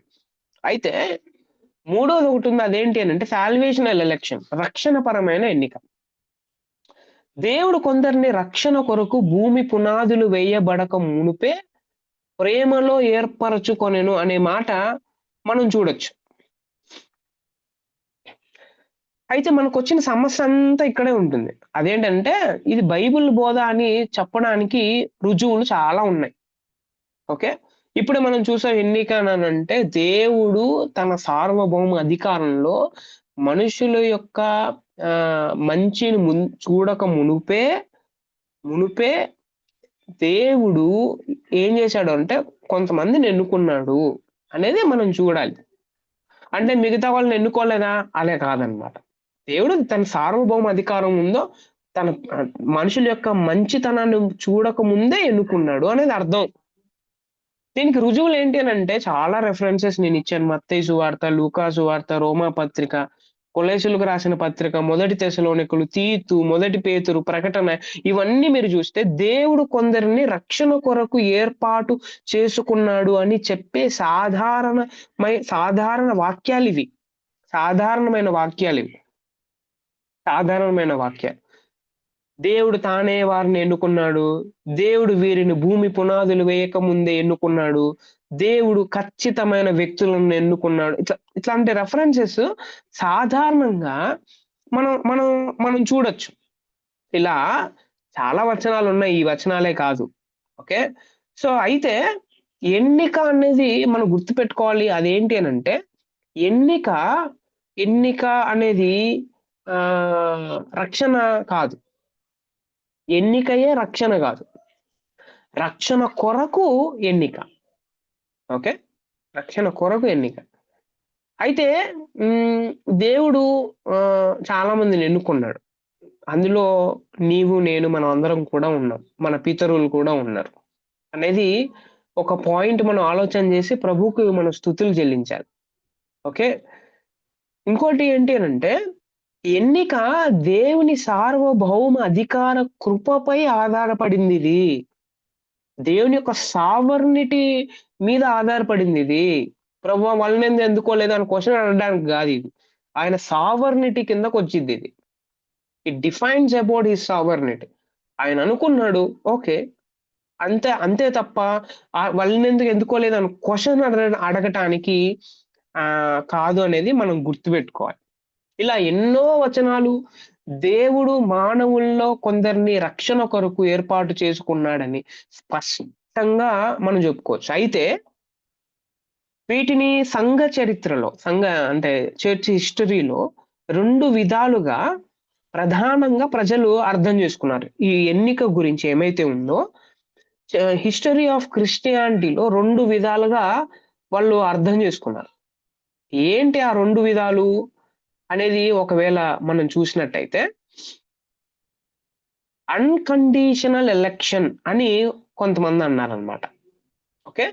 Unconditional election. ఇంకోటేంటంటే election based on foreknowledge అని అన్నారు. అంటే బేషరతు ఎన్నిక. ఓకే. రెండోది భవిష్యత్ జ్ఞాన ఆధారిత ఎన్నిక అని వీళ్ళు నమ్మారు. ఏంటి దీని గురించి మనం అర్థం చేసుకోవాలంటే, భవిష్యత్ జ్ఞాన ఆధారిత ఎన్నిక. ఓకే. అంటే మనం అర్థం చేసుకోవాలి. ఎందుకనంటే అన్‌కండీషనల్ ఎలక్షన్ గురించి మనం సెపరేట్‌గా చెప్పుకోవాల్సిన అవసరం లేదు. అది ఆయన ప్రేమ మీద ఆధారపడుతుందనేది మనం మనం అర్థం చేసుకోవచ్చు ఆల్రెడీ. అయితే election based on four knowledge అనంటే మానవ పరిపూర్ణ పతన సత్యాన్ని ఖండిస్తుందిది. ఓకే. తర్వాత మనుషులలో మంచితనం ఉందని వాదిస్తుందిది. ఎవరు? Election based on four knowledge. మానవుల్లో మంచితనం ఉందని చెప్తుందిది. దైవ స్వాతంత్ర్యమును తీసివేస్తుందిది. ఈ ఎలక్షన్ అనేది రెండో ఎలక్షన్. ఓకే. తర్వాత భావి జ్ఞానం ఫోర్ నాలెడ్జ్ అన్నప్పుడు దైవ జ్ఞానాన్ని మాత్రమే కాక దైవ ప్రేమను అది తెలుపుతుంది అనేది వీరి యొక్క వాదన. బైబిల్‌లో భావి జ్ఞానం సంఘటనలు లేదా చర్యలకు వర్తించదు. నిజంగానే వర్తించదు. ఓకే. ప్రధానంగా దేవుడు మనుష్యులను ముందుగానే ఎరుగును అనేది దీని అర్థం అన్నమాట. దేవుడికి ఆల్రెడీ తెలుసు. సో, వాళ్ళనే ఎన్నుకున్నాడు అనేది వీరి వాదన అన్నమాట. సో, దీన్ని బట్టి ఈ వచనాలన్నీ ఈ రెఫరెన్సెస్ అన్ని మీరు చూడగలిగితే దేవుడు అన్‌కండీషనల్‌గా ఇప్పుడే చూసాం కదా! చూడక మునుపే అనే పదాన్ని మనం ఎందుకు వాడాము అనంటే, దేవుడు మన మంచితనాన్ని బట్టి మనల్ని రక్షించడా. దాన్ని బట్టి కాదు. లేకపోతే మనకున్న మంచితనాన్ని, లేకపోతే మనకున్న టాలెంట్ దాన్ని బట్టి కాదు. ఆయన రక్షించాలని అనుకున్నాడు. ఆయన మనల్ని ప్రేమించాడనే విషయాన్ని మనం మనం మనం అర్థం చేసుకోవాలి. ఓకే. మనం అర్థం చేసుకోవాలి. సో, కాబట్టి సత్యాన్ని మనం తీసుకునేటప్పుడు దాన్ని మనం ఇరుక్కాటంలో పెట్టేసి మనం మన మనం అలా ఆలోచన చేయకూడదనమాట. సత్యాన్ని యాజ్ ఇట్ ఈజ్ మనం లోనికి తీసుకోవడానికి ప్రయత్నం చేయాలి. దానికోసం టైం కావాల్సొస్తుంది. దానికోసం ఆలోచన చేయాల్సొస్తుంది. Take time and take decision అనేది మనం అర్థం చేసుకోవాలి. ఓకే. సో, ఇంకో మాటలో చూస్తే దేవుడు అవును. మన సామర్థ్యతలు లేకున్నా కూడా ఆయన మనల్ని ప్రేమించాడు అనేది మనం అర్థం చేసుకోగలిగితే దేవుడిని మనం చాలా బాగా స్తుతించొచ్చు అనేది మనం అర్థం చేసుకోవాలి. ఓకే. రైట్. సో, అందరికి నా వాయిస్ వినబడుతుందా? నా వాయిస్ వినబడుతుందా అందరికి? Yes, sir. Is it okay for you? Yes. Yeah! Yeah! Right. So, ఇప్పుడు రక్షణ అనే ఈ శాస్త్రంలో ఎన్నిక గురించి మనం చూసాం. ఇప్పుడు ఎన్నిక అయిపోయిన తర్వాత ఎన్నిక అంటే ఏంటి? ఇది దేవుని యొక్క ప్రణాళిక. దేవుడి యొక్క ప్లాన్ ఇది. దేవుడి యొక్క ప్లాన్‌లో నేనున్నాను. మా కుటుంబం ఉంది. మా ఊరు వాళ్ళున్నారు. అందరూ ఉన్నారు. కానీ ఎవరైతే స్వీకరించారో, ఎవరైతే ఇష్టపడ్డారో వారు రక్షింపబడ్డారు. ఎవరైతే ఇష్టపడలేదో వారు ఇంకా నాశనమైన స్థితిలోనే ఉన్నారు అనేది మనం అర్థం చేసుకోవాలి. God won't interfere in anybody's independence అనేది మనం గుర్తుపెట్టుకోవాలి. అందుకే ఎవరికైనా సువార్త చెప్పినప్పుడు మనం గుర్తుపెట్టుకోవాల్సింది ఏంటనంటే వి షుడ్ నాట్ ఫోర్స్. మనం ఫోర్స్ చేయకూడదనమాట. నువ్వు నమ్మాల్సిందే. నమ్ము, లేకపోతే నరకానికి పోతావు అని భయపడించకూడదు. ఓకే. సో, నమ్మడం, నమ్మకపోవడం వారిష్టం. వారిష్టం మీద ఆధారపడుతుంది. ఎవరి హృదయాల్లో మనం దూరి మనం అలా చేయలేం. వి కాంట్ హిప్నటైజ్ అనమాట. సో, కాబట్టి ఎవరైనా సువార్త చెప్పినప్పుడు సువార్త చెప్తానే డెసిషన్ తీసుకోవడానికి వాళ్ళకి టైం ఇవ్వాలి. ఓకే. ఒకవేళ నిజంగా ప్రార్థనాపూర్వకంగా నేను ఒకవేళ ఆ వ్యక్తికి సువార్త చెప్తే, దేవుడు ఖచ్చితంగా పరిశుద్ధాత్మ దేవుడు వర్క్ చేస్తాడు. ఆ వ్యక్తి రక్షింపబడేటట్టు ఆయన తీసుకుంటాడు. అది ఆయన కార్యం అన్నమాట. మనం మనం చేయాల్సిన పని సువార్త చెప్పడం అంతే. ఇంకా ప్రభువు చేయాల్సిన పని ఆయన చూసుకుంటాడు. ఓకే. సో, కాబట్టి ప్రభువు చేసే పని గూడా మనమే చేసేసి, ఇరకాటంలో పెట్టేసి మనం ఏదేదో చేస్తా ఉంటాం. We have to be very careful in that area. ప్రభువు చేయాల్సిన పని ప్రభువు చేస్తాడు. మనం చేయాల్సిన పని మనం చేద్దాం అనే విషయాన్ని మనం అర్థం చేసుకోవాలి. ఓకే. రెండోది కుమారుడు రక్షణ కార్యం మనందరి కోసం చేశాడు కదా! దాన్ని కుమారుడు నెరవేర్చాడు. ఎలా నెరవేర్చాడు అనే విషయాన్ని మనం అర్థం చేసుకోగలిగితే, ఫస్ట్ ఇది మనం చూసాం ప్రత్యామ్నాయం చేశాడు. సబ్‌స్టిట్యూషన్ చేశాడు అని మనం చూసాం ఇప్పటి వరకు. ఏంటి సబ్‌స్టిట్యూషనరీ? దీన్నేమంటారు అనంటే ప్రత్యామ్నాయాన్ని దీన్ని అర్థం చేసుకోవాలంటే శిక్షా ప్రత్యామ్నాయ మరణం అనంటారు దీన్ని. ఒక వ్యక్తి మరణించాలి. ఆ వ్యక్తి మరణించుకోకుండా ఆ వ్యక్తి బదులు ఇంకొక వ్యక్తి మరణిస్తే దాన్ని ప్రత్యామ్నాయం అనాలంట. ఓకే. ఈ వ్యక్తి మీద శిక్ష ఉంది. ఈ శిక్ష ఏంటంటే మరణం. కానీ ఈ శిక్ష ఇతని మీద యేసుకొని ఇతను మరణం పొందడం సబ్‌స్టిట్యూషన్. యేసు ప్రభు అదే చేశాడు. మనం మరణం పొందాల్సిన స్థితిలో ఆయన నిలబడి మనల్నందరినీ తప్పించి ఆయన మరణం పొందాడు. మనందరికి నిత్య జీవం ఇచ్చాడు. So this is what Jesus Christ has done for us. ఇది మనం గుర్తుపెట్టుకోవాలి. పాత నిబంధన గ్రంథంలో స్పష్టమైన వచనాలున్నాయి దీని అందరి కోసం. యెషయా 53వ చాప్టర్ చదివితే అక్కడ చాలా స్పష్టంగా మెస్సియానిక్ సఫరింగ్ ఆఫ్ మెస్సయా అనేది అక్కడ రాస్తారు. కొత్త నిబంధన గ్రంథంలో గూడా దీనికి స్పష్టమైన ఆధారాలున్నాయి. ఒకవేళ గ్రీకు భాషలో దీన్ని అర్థం చేసుకోవాలనంటే యాంటీ. ఓకే. యాంటీ అనే మాట దీనికి వాడబడింది. అందుకే మత్తయి సువార్త 20వ అధ్యాయం, మార్కు సువార్త 10వ అధ్యాయంలో ఒక వ్యక్తి స్థానంలో ఇంకొకరు అనే అర్థం వస్తుందన్నమాట యాంటీ అనంటే.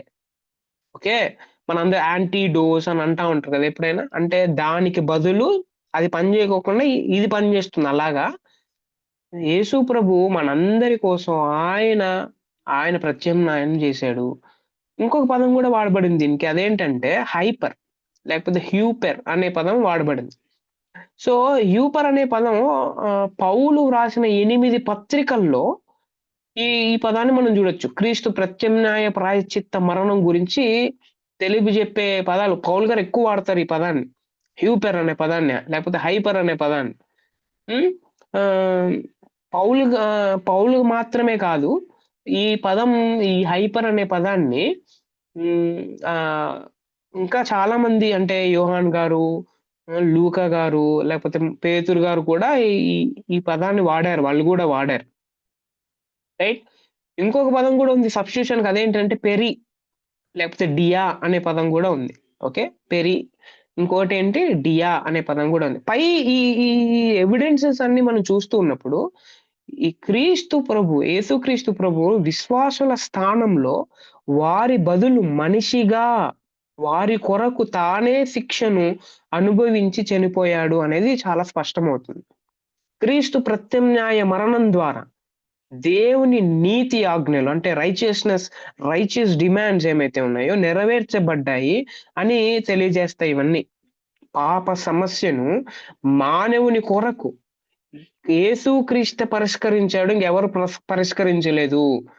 పాప సమస్య ఏమైతే ఉందో మానవుని కొరకు యేసుక్రీస్తు ప్రభువారు మన స్థానంలో నిలబడి ప్రత్యామ్నాయం చేసి ఏం చేశాడు అనంటే ఆయన పరిష్కరించాడు అనేది ఆయన మనందరికి ఒక ఆన్సర్ ఇచ్చాడు. ఇంకా క్వెషన్‌గా అది లేదు. దానికి ఆన్సర్ దొరికింది అనేది మనం అర్థం చేసుకోవాలి. యేసు ప్రభు వారు చేసిన రెండో పని ఏంటి అనంటే రిడెంప్షన్ చేశాడు. విమోచనం చేశాడు. విమోచనం బైబిల్ అంతటిలో చాలా ఇంపార్టెంట్ పదం ఇది. ఎఫెసీ పత్రికలో ఏమి జరిగితే విమోచనం గురించి అసలు ఎఫెసీ అంటేనే విమోచనం గుర్తుకు రావాలి మనందరికి.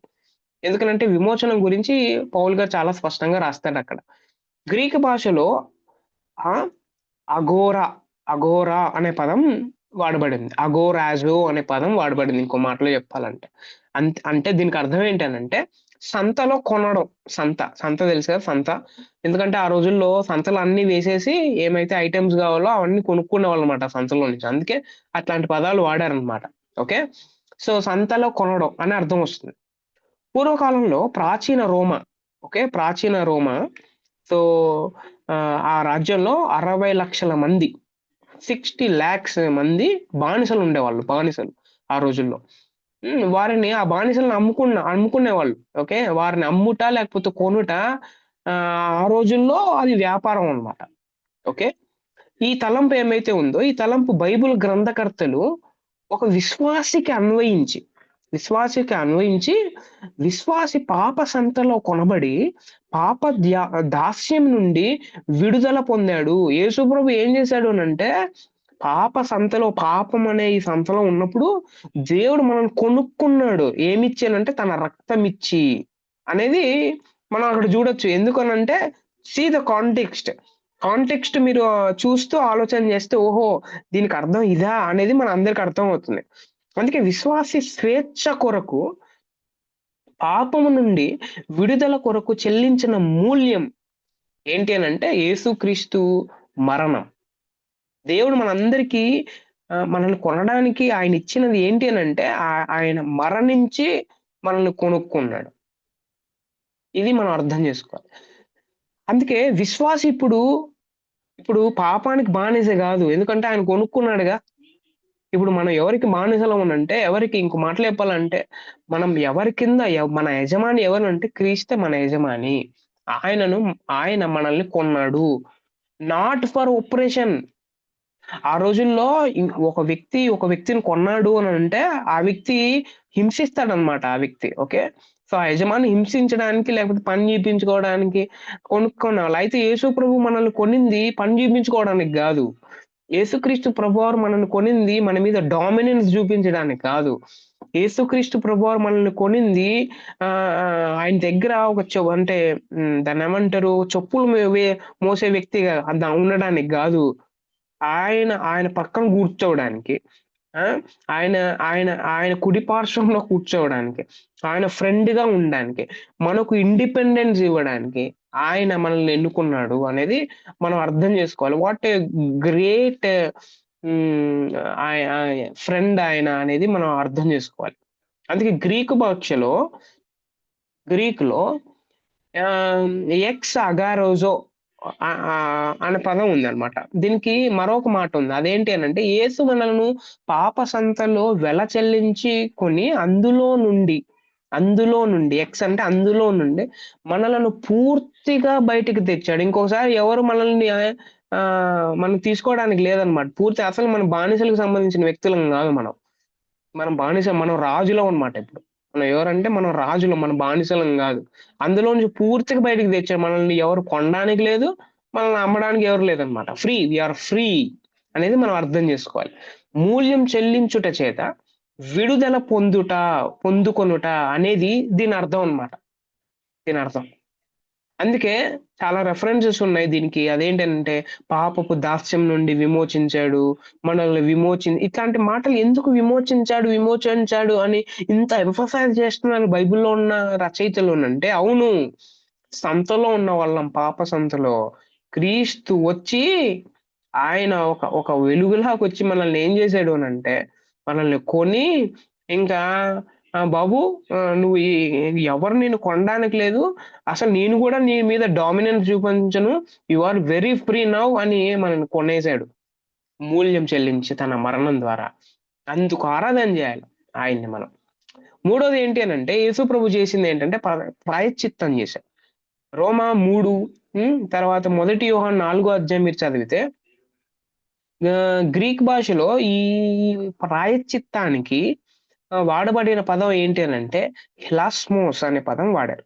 దీనికి శాస్త్రీయమైన గ్రీకులో అంటే క్లాసికల్ గ్రీకులో క్లాసికల్ గ్రీకులో దేవుణ్ణి శాంతింపజేయుట లేకపోతే ఆయన కోపమును మళ్లించుట అనే అర్థం వస్తుందన్నమాట.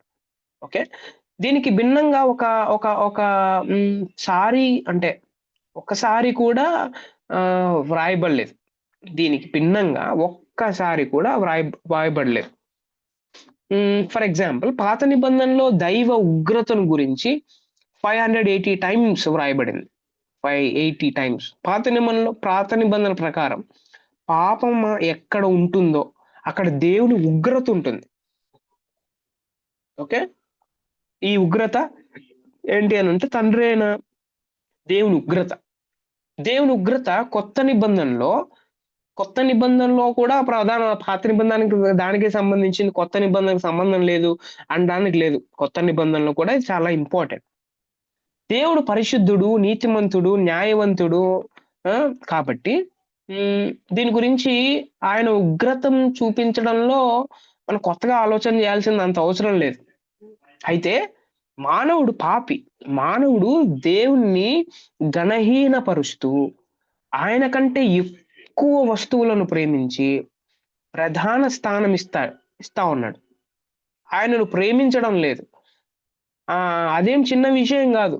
మనం కొన్నిసార్లు అనుకుంటాం అదేంటి అనంటే అంటే దేవునికి ప్రథమ స్థానం ఇవ్వకపోతే ఆయన కంటే ఎక్కువ ఎవరినైనా ప్రేమిస్తే ఏంటి దీంట్లో ఏముంది అని కొంతమంది అనుకుంటా ఉంటారు. ఇదే పెద్ద విషయం కాదు అని అనుకుంటా ఉంటారు. కానీ బైబిల్ ప్రకారం ఇది పెద్ద విషయం అనేది మనం అర్థం చేసుకోవాలి. అందుకే పాపమంతటిపై పరిశుద్ధ శాపం వేలాడుతూనే ఉంది. శిక్షించకపోవడం ఒకవేళ పరిశుద్ధమైన దేవుడు చేయకపోతే అది ఏమవుతుందనంటే అది అన్యాయం అవుతుంది. అయితే దేవుని ఉగ్రతను యేసుక్రీస్తు తనపై వేసుకొని ఓకే మన పాపములను బట్టి తాను శిక్షను అనుభవించి ఆయన ఏం చేశాడు అనంటే దేవుని ఉగ్రతను శాంతింపజేశాడు. తద్వారా దేవుని నీతియుక్త ఆజ్ఞలన్నీ ఏమైతే ఉన్నాయో all righteous demands of God fulfilled అనేది మనం అర్థం చేసుకోవాలి. యేసుక్రీస్తు ప్రాయశ్చిత్తం వల్ల దేవుని యొక్క నీతియుక్త ఆజ్ఞలు ఏమైతే ఉన్నాయో అన్ని నెరవేర్చబడ్డాయి. ఎందుకనంటే ఉగ్రత కూడా వచ్చేసింది. దేవుడు ఉగ్రత కూడా చూపించాడు. అయితే ఎవరు వేసుకున్నారు ఆ ఉగ్రత అనంటే యేసు ప్రభు వేసుకున్నాడు, తన మీద వేసుకున్నాడు. అయితే మామూలుగా ఉగ్రత ఎవరి మీదకి రావాలా? మన మీదకి రావాలి. కానీ మన మీద ఉన్న ఉగ్రతను దేవుడు యేసు ప్రభు తన మీద వేసుకొని మనందరికి ఉగ్రత లేకోకుండా ఫ్రీనెస్ ఇచ్చాడు అనేది మనం గుర్తుపెట్టుకోవాలి. అందుకే శాంతికరం యొక్క ఫలితాలు ఏంటంటే 3. నెంబర్ 1 ఏంటనంటే మన పాపములను క్షమించుటలో దేవుడు తప్పు చేయలేదు. 2వది మనకు క్రీస్తు నీతిని ఆపాదించుటలో దేవుడు పొరపాటు కానీ అన్యాయం చేయలేదు. 3వది పాపులమైన మనపై సకల కృపను కుమ్మరించడంలో దేవుడు సమర్థనీయుడు అనేది దీని యొక్క ఫలితాలు. నెంబర్ 1 యేసుక్రీస్తు ఈ ప్రాయశ్చిత్తం చేయడం వల్ల 3 యూజెస్ ఉన్నాయి. నెంబర్ 1 మన పాపములు క్షమించబడ్డాయి. నెంబర్ 2 మన మీద నీతి ఆపాదించబడింది. నెంబర్ 3 సకల కృప మన మీద ఆయన కుమ్మరించాడు అనేది మనం అర్థం చేసుకోవాలి. ఆయన తప్పు చేయలేదు, ఆయన అన్యాయం చేయలేదు, పొరపాటు చేయలేదు. ఆయన సమర్థవంతంగా ఆయన ఏం చేశాడు అనంటే మనల్ని రక్షించాడు అనేది మనం గుర్తుపెట్టుకోవాలి. రైట్? సో ఇంకా చాలా విషయాలు ఉన్నాయి. రీకన్సిలేషన్, తర్వాత సాల్వేషన్, అప్లైడ్ అనేది మనం చూడాలి. ఓకే. సో ఇంకొకటి చూద్దాం. ఈ ఫైనల్ 1 యేసు ప్రభు మనందరిలో చేసింది ఇంకోటి ఏంటి అనంటే రీకన్సిలియేషన్ చేశాడు. ఓకే. రీకన్సిలియేషన్, సయోధ్యత. ఏంటి దీనికి అర్థం ఏంటి? దైవ శాస్త్రం అంటే థియాలజీలో సయోధ్య సిద్ధాంతం చాలా ఇంపార్టెంట్. చాలా ప్రాముఖ్యమైనది. ఇది సిద్ధాంత స్పష్టతకు, వాక్య పరిచర్య శక్తికి చాలా అవసరం ఇది. రీకన్సిలియేషన్ అన్నది. అందుకే మనం వాక్యం చెప్తున్నప్పుడు జరిగేది ఏంటి అనంటే, పాడైపోయిన ప్రజలు తిరిగి దేవుడి దగ్గరకొస్తారు. వాక్య పరిచర్యలో ఇది జరుగుతుంది. అందుకే వాక్య పరిచర్య అనేది అంత ఈజీ కాదనమాట. ఏదో 5 నిమిషాల్లో లేకపోతే 10 నిమిషాలు అట్లా చెప్పేసి ఎళ్ళిపోయేది గాదు. మనం ఏం చేస్తున్నామనంటే, ప్రజలను దేవుని తట్టు త్రిప్పుతున్నాం. దేవుని తట్టు వారిని నడుపుతున్నామనేది మనం అర్థం చేసుకోవాలి. Very, very important task. అందుకే శిక్షలో గూడా వీరు తప్పు చేస్తే ఎక్కువ శిక్ష ఈళ్ళకే ఉంటుందన్నమాట. ఓకే. సో, టీచింగ్, ప్రీచింగ్ అనేది అంత ఈజీ గాదు. Okay. It's very, very tough అనేది మనం అర్థం చేసుకోవాలి. రైట్. ప్రాయశ్చిత్త ఉద్దేశాన్ని వర్ణించే స్పష్టమైన కొత్త నిబంధన పదం విన్సెంట్ టైలర్ అని అన్నారు. ఇది గ్రీక్ భాషలో కటలస్సో అనే పదం వాడబడింది దీనికి. దీనికి రెఫరెన్సెస్ రోమా పత్రికలో, మొదటి కొరింథీలో, రెండో కొరింథీలో ఈ పదం వాడారు. ఓకే. రీకన్సిలియేషన్. మొత్తానికి 11 సిట్యుయేషన్స్‌లో 11 సందర్భాలలో మానవుడు దేవునితో సమాధానపరచబడుట అనే అర్థముతో ఈ పదం వాడబడింది. ఓకే. కొన్ని దృక్పథాలున్నాయి. కొన్ని ఒపీనియన్స్ ఉన్నాయి. నంబర్ 1 విలియం జీటీ షెడ్ అనే వ్యక్తి దేవుడు మానవునితో సమాధానపరచబడ్డాడు అని ఆయన చెప్తాడన్నమాట. చార్ల్స్ హోడ్జ్ అనే ఈ వ్యక్తి ఏమంటాడంటే దీని గురించి, దేవుడు, మానవుడు ఒకరితో ఒకరు సమాధానపరచబడ్డారు అని అంటారు. ఏహెచ్ స్ట్రాంగ్ అనే ఈ వ్యక్తి ఏమంటాడంటే, మానవుడు దేవునితో సమాధానపరచబడ్డాడు అని అంటాడు. ఏది ఏమైనప్పటికీ మనం గుర్తుపెట్టుకోవాల్సింది ఏంటంటే, దేవుడు మానవునితో లేకపోతే మానవుడు దేవునితో సమాధానపరచబడ్డాడు. ఎవరి వల్ల అనంటే యేసుక్రీస్తు వల్ల అనేది మనం గుర్తుపెట్టుకోవాలి.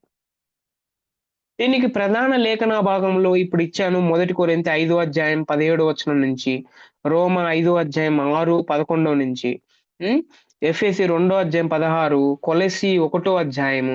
ఈ రెఫరెన్సెస్ అన్ని దేని గురించి చెప్తాయంటే, దేవుడు మానవునితో సమాధానపరచబడ్డాడు యేసుక్రీస్తు ద్వారా అనేది మనం గుర్తుపెట్టుకోవాలి. పాపము ద్వారా సంబంధం తెగిపోవడంతో దేవుని నుండి మనం వేరైపోయాం నిజంగంటే. అయితే యేసు ప్రభు ఏం చేశాడు అనంటే, ఆ సంబంధం, ఆ రిలేషన్‌షిప్‌ని మళ్ళీ తిరిగి తెచ్చాడు గదా! దాన్నే రీకన్సిలియేషన్ అని అంటారు. ఓకే. ఈ రీకన్సిలియేషన్ ద్వారా దేవుడు అంటే మానవుడితో సమాధానపరచబడ్డం ద్వారా జరిగే ఫలితాలు 4 ఉన్నాయి.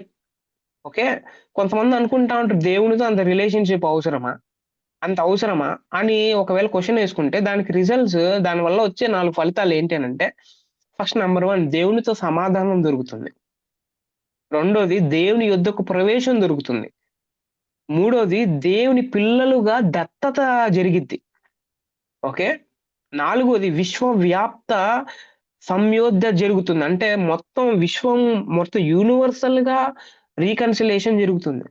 యేసు ప్రభు ఈ రీకన్సిలియేషన్‌తో మనకు చేసిందేంటంటే దేవునితో పరిచాడు. రెండోది దేవుని యొద్దకు ప్రవేశం ఇచ్చాడు. మూడోది దేవుని పిల్లలుగా మనం తీర్చబడుతున్నాం. తర్వాత అందరిని మన ద్వారా తన యొద్దకు తీసుకుపోవడానికి దేవుడు ఒక వెపన్‌గా లేకపోతే ఒక ఇన్‌స్ట్రుమెంట్‌గా నన్ను వాడుకుంటున్నాడు అనేది మనం అర్థం చేసుకోవచ్చు. ఓకే.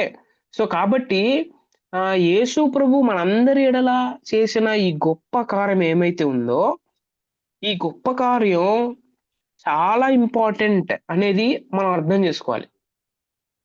ఆయన లేకుండా, తండ్రి ఎన్నిక లేకుండా, కుమారుని యొక్క నెరవేర్పు లేకుండా, పరిశుద్ధాత్మ రక్షణ అన్వయింపు లేకోకుండా మనం రక్షింపబడే ప్రసక్తే లేదు అనేది మనం గుర్తుపెట్టుకోవాలి. అందుకే ఈ రోజుకి ఈ లెసన్ చాలు. పరిశుద్ధాత్మ రక్షణ అన్వయింపు అన్నది మనం నెక్స్ట్ వీక్ వినడానికి ప్రయత్నం చేద్దాం. సో, ఇంతటితో ఈరోజు క్లాసు నేను స్టాప్ జేస్తాను.